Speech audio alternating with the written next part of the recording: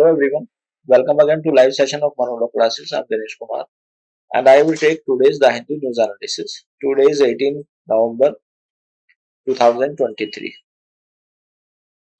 So now we come to the important news. So voter turnout crosses 74% in Chhattisgarh MP elections. ठीक है, तो recently जो election हुए हैं वो छत्तीसगढ़ और एमपी में इसमें 74% वोटर्स ने पार्टिसिपेट किया है। अब यहाँ से जो क्वेश्चन है वो आपका एक क्वेश्चन ये हो सकता है कि रिसेंटली किस किस स्टेट में इलेक्शन हुए हैं। So the name will be the MP and Chhattisgarh. Second point, अगर हम इसका कॉन्स्टिट्यूशनल एस्पेक्ट देखें तो जो हमारे इलेक्शन है, इलेक्शन कमीशन एक तो होता है सेंट्रल स्टेट इलेक्शन कमिश्नर, मतलब इंडिया के लेवल पर, जो कि आर्टिकल 324 में दिया गया है। तो ये जो हमारा इलेक्शन कमीशन है ये भारत का है और ये इलेक्शन कंडक्ट कराता है president, vice president, Lok Sabha, etc. ठीक है, अब सेकंड आर्टिकल इंपॉर्टेंट है आपके लिए 325, जो ये कहता है क्या कि किसी भी पर्सन को रिलीजन, रेस, कास्ट और सेक्स, इन 4 ग्राउंड पर उसका नाम इलेक्टोरल रोल में यानी कि वोटिंग लिस्ट में डालने से मना नहीं किया जा सकता। तो स्टेट जो है किसी भी पर्सन को, अगर दैट उस पर्सन ने 18 ईयर की एज कंप्लीट कर ली है तो उसके पास राइट होगा टू कास्ट द वोट। ठीक है, और रिलीजन, रेस, कास्ट, सेक्स, इन 4 ग्राउंड पर उसको डिनाई नहीं किया जा सकता। नेक्स्ट आर्टिकल है 326, ये बहुत इंपॉर्टेंट है आपका और ज्यादा से ज्यादा क्वेश्चन आने की पॉसिबिलिटी आपको इस आर्टिकल से होगी। ये है एडल्ट सफरेज। एडल्ट सफरेज कहता है कि कोई भी पर्सन जिसकी एज 18 ईयर हो गई है, he is entitled to cast the vote. अब 18 से पहले एज थी 21 ईयर्स। अब क्वेश्चन ये है कि 21 ईयर से जो एज को रिड्यूस किया गया 18 ईयर्स, ये कब किया गया? तो it was done by the 61st constitutional amendment. 61st constitutional amendment के द्वारा ऐसा किया गया। ये जो 4 पॉइंट मैंने आपको बताए हैं, these are very very important from your examination point of view। ठीक है, now we come to Tamil Nadu government plan re-enact bill as Governor Ravi withhold assent। और what is this withhold assent? withhold assent का मतलब ये होता है pocket veto जो दी गई है आर्टिकल 200 में, 200 of constitution of India.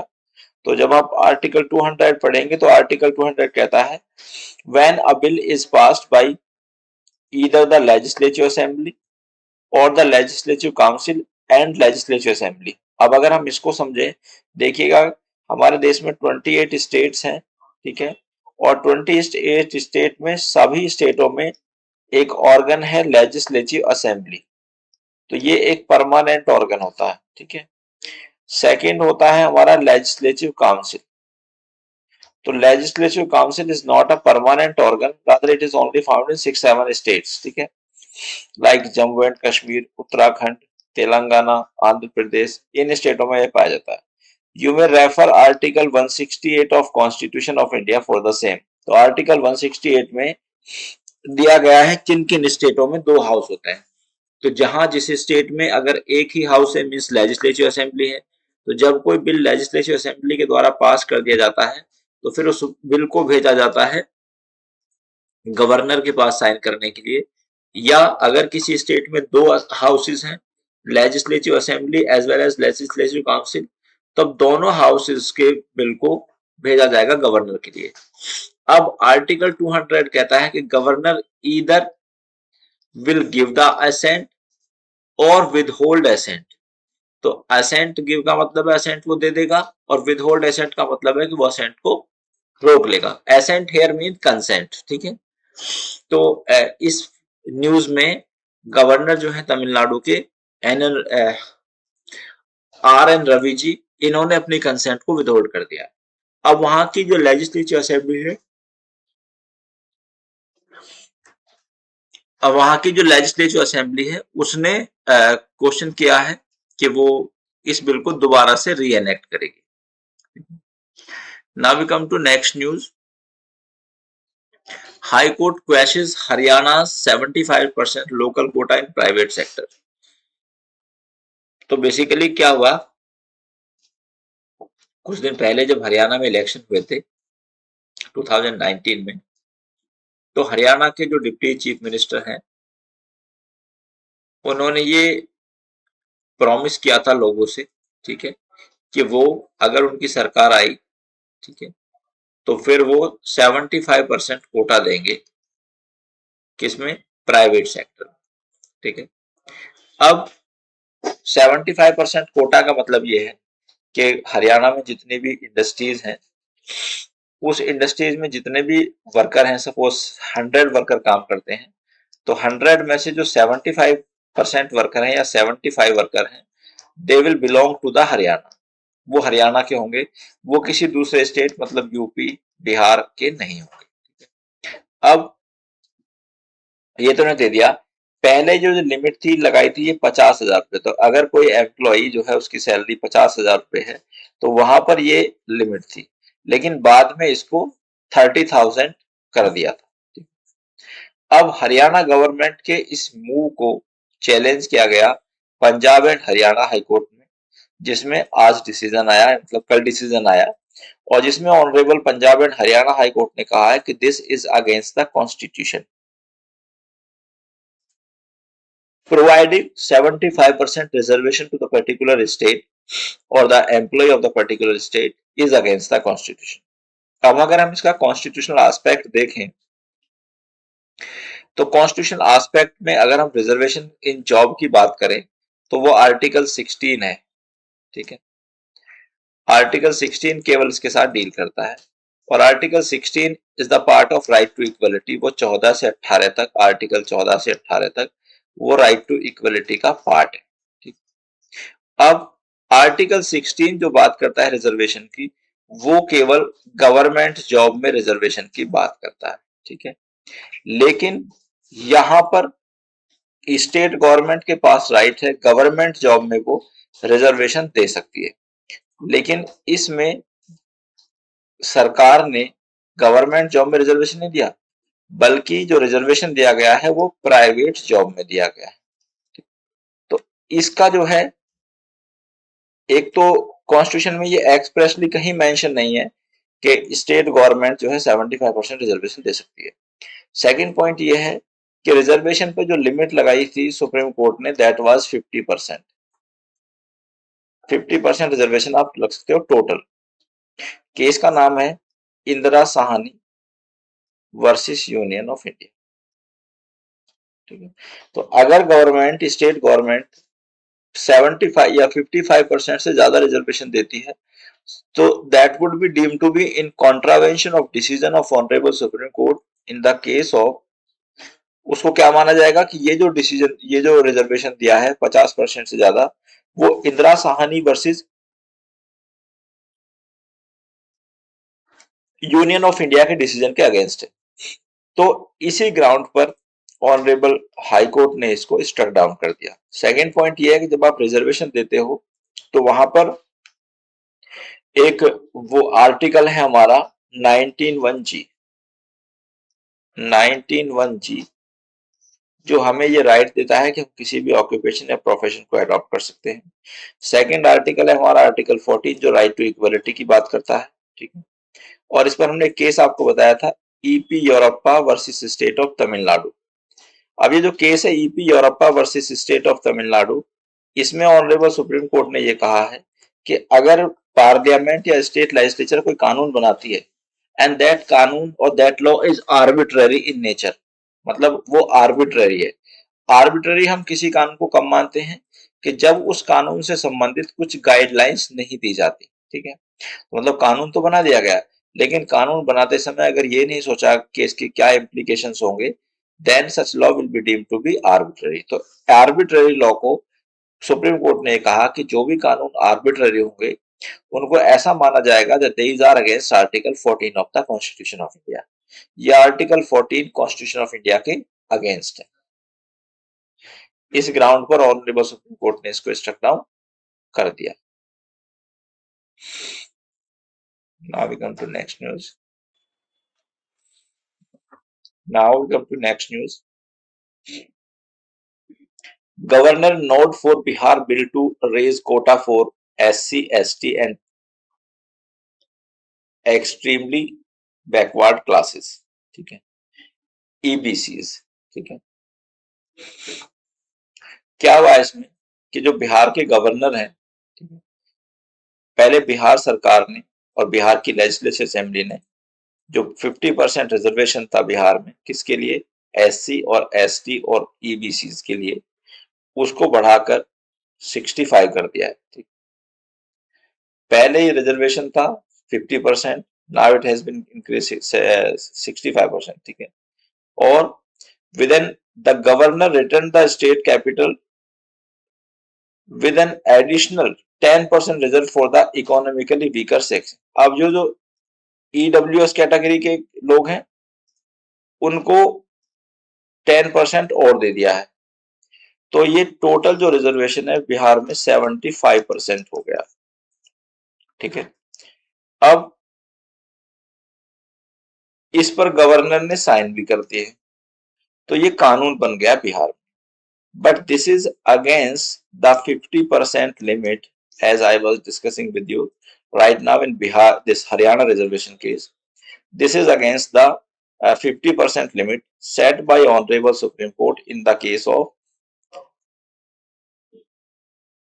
Indira Sahani versus union of India. ये बहुत इंपॉर्टेंट जजमेंट है, ठीक है। इसका नाम नोट डाउन कर लेंगे आप, Indira Sahani versus union of India, Indira Sahani versus Union of India 1992 and it is also known as Mandal Commission case। अब ये इसने सुप्रीम कोर्ट के डिसीजन के अगेंस्ट दे तो दिया है ये reservation, but it can be challenge in the honourable supreme court, ठीक है। तो अगर इसको ऑनरेबल सुप्रीम कोर्ट में चैलेंज किया जाता है देन ऑनरेबल सुप्रीम कोर्ट में स्ट्रक डाउन दिस, ठीक है, if it has been given without any reasonable classification or without any legal basis। Now we come to next. Now, Article 370 order pending even as judge is set to retire। तो basically Article 370 आप जानते हैं, थोड़ा सा हम discuss कर लेते हैं। Article 370 को स्ट्रक डाउन किया गया था और एब्रोगेट कर दिया गया था 5 अगस्त 2019। अभी आर्टिकल 370 बेसिकली था क्या, तो आर्टिकल 370 जो है स्पेशल स्टेटस देता था state and Jammu and Kashmir को, ठीक है। तो आर्टिकल 370 जम्मू कश्मीर को स्पेशल स्टेटस देता था। अब what was this special status, तो बेसिकली जब हमारा देश आजाद हुआ था 1947 में, उस समय हमारे देश में टोटल 565 रियासतें थी, जिसमें से 563 रियासत का सेटलमेंट हो गया था, मींस कुछ लोग पाकिस्तान चले गए थे, कुछ लोग ने इंडिया में ज्वाइन कर लिया था। इसके बाद 2 रियासत हमारे देश में और बची थी, एक जम्मू एंड कश्मीर थी और दूसरी थी निजाम ऑफ हैदराबाद, ठीक है। अब जम्मू एंड कश्मीर में जब जम्मू एंड कश्मीर का एक्सेशन हुआ था, एक्सेशन का मतलब है कि वो इंडिया में मिला था, ठीक है। तो earlier Jammu and Kashmir was an independent province, ठीक है, एक राज्य था। लेकिन जब इंडिया में एक्सेस इसका हुआ तो इस कंडीशन पर हुआ, किस कंडीशन पर हुआ कि जम्मू एंड कश्मीर के कानून, जो इंडिया के कानून है, वो जम्मू एंड कश्मीर में लागू नहीं होंगे, ठीक है, और उसको कुछ मामले में ऑटोनॉमी होगी। तो उनकी इस कंडीशन को हमने माना और इस बात को लीगल रूप देने के लिए आर्टिकल 370 एनेक्ट किया गया कॉन्स्टिट्यूशन में। तो आर्टिकल 370 जो था it used to give special status to the state of Jammu and Kashmir, लेकिन बाद में हमारी गवर्नमेंट ने 5 अगस्त 2019 को इसको हटा दिया। अब इसके कॉन्सिक्वेंसेस क्या थे, कॉन्सिक्वेंसेस इसके ये थे कि ये जम्मू कश्मीर को स्पेशल स्टेटस देता था। स्पेशल स्टेटस का मतलब क्या था कि एक तो जम्मू एंड कश्मीर में डुअल सिटीजनशिप थी, तो जनरली हमारे इंडिया में सिंगल सिटीजनशिप है, तो मतलब कोई पर्सन या तो सिटीजन ऑफ इंडिया हो सकता है या फिर किसी और कंट्री का सिटीजन हो सकता है। अगर कोई पर्सन अपनी इच्छा से वॉलेंटरली किसी दूसरे देश की सिटीजनशिप को एक्सेप्ट करता है, तब वो सिटीजन ऑफ इंडिया नहीं रह पाएगा। ठीक है। सेकंड पॉइंट ये था कि इसके पास पावर थी जम्मू एंड कश्मीर के पास कि रेजिडेंट को डिफाइन करने की, कि रेजिडेंट कौन होते हैं। ठीक है। थर्ड पॉइंट ये था कि इंडिया के जो लॉज हैं वो जनरली बहुत इंपॉर्टेंट कानून जम्मू कश्मीर में लागू नहीं होते थे, और अगर हम अपना मतलब इंडियन पार्लियामेंट अपने किसी लॉ को जम्मू एंड कश्मीर में लागू कराना चाहती थी, then it required the permission of the legislative assembly of the Jammu and Kashmir. तो अगर हम अपनी किसी कानून को for example IPC CrPC evidence को जम्मू एंड कश्मीर में लागू कराना चाहते थे, तो हमें वहां की लेजिस्लेटिव असेंबली से कंसेंट की जरूरत होती थी। लेकिन जैसे ही इसका स्पेशल स्टेटस हटा, तो अब हमारे वहां पर सारे लॉज ऑटोमेटिकली एप्लीकेबल हो गए। अब इसको इसकी कॉन्स्टिट्यूशनल वैलिडिटी को चैलेंज किया सुप्रीम कोर्ट कि जो सरकार ने और पार्लियामेंट ने जो इसमें अमेंड किया है, it is against the spirit of law और it is against the constitution. इस पर कॉन्स्टिट्यूशनल बेंच, अब ये कॉन्स्टिट्यूशनल बेंच क्या होती है? कोई भी बेंच जिसमें 5 जजेस मिनिमम होते हैं। ठीक है। It is called constitutional bench. ठीक। तो इस पर ऑनरेबल सुप्रीम कोर्ट ने डिसीजन दे दिया, लेकिन डिसीजन को रिजर्व रखा। ठीक है। अब कॉन्स्टिट्यूशनल बेंच के जो सबसे सीनियर जजेस थे वो थे जस्टिस संजय कृष्ण कौल। ठीक है। तो यहाँ पर कौल साहब अब रिटायर होने वाले हैं 25 दिसंबर को। तो क्वेश्चन ये है कि अब अभी तक इस पे जजमेंट नहीं आया, तो इस पे जो फाइनल वर्डिक्ट है it should come before 25 December 2023। Modi warns against deep fake, ask media to be guard. तो ये जो डीप फेक है ये टर्म बहुत यूज में है, you should be aware about it. क्या होता है? एआई का यूज कर कर, ठीक है, किसी पर्सन की पिक्चर को मॉडिफाई कर दिया जाता है। ठीक है। इसका लीगल एस्पेक्ट ये है, it is a punishable offence under section 66A of information technology act. ठीक है। और इसका दूसरा नाम है आइडेंटिटी थेफ्ट। आइडेंटिटी थेफ्ट का मतलब ये है कि किसी पर्सन की आइडेंटिटी को चुराना, किसी पर्सन की पिक्चर में कुछ मॉडिफिकेशन करके उसको दूसरे पर्सन की पिक्चर जैसा बनाना। तो इस पे हमारे प्रधानमंत्री श्री नरेंद्र मोदी जी ने भी उनका भी ये कंसर्न है कि मीडिया को इस रेस्पेक्ट में विजिलेंट होने की आवश्यकता है। नेक्स्ट है, India has critical role in Dubai climate conference. तो बेसिकली दुबई में हो रही है 28th कॉन्फ्रेंस ऑफ पार्टीज। ठीक है। और यहाँ पर दो पॉइंट इंपॉर्टेंट है। पहले बात, कई बार एग्जामिनर ये पूछ लेता है कि दुबई में रिसेंटली जो कॉन्फ्रेंस ऑफ पार्टी हुई है उसका नंबर क्या था, तो इट इज 28। सेकंड पूछ लेता है जो रिसेंटली या 28 सीओपी हुई है वो कहाँ हुई है, सेकंड पॉइंट दुबई में हुई है। ठीक है। तो अब इसका जो हमारी कॉन्फ्रेंस है इसका मेन पॉइंट ये है कि जो टेम्परेचर है, जो ग्लोबल वार्मिंग की वजह से टेम्परेचर बढ़ रहा है, इसको एक टारगेटेड 1.5 डिग्री सेल्सियस पर लाना। तो इसके लिए हम कार्बन उसको बात करते हैं, कार्बन कम एमिट हो। ठीक है।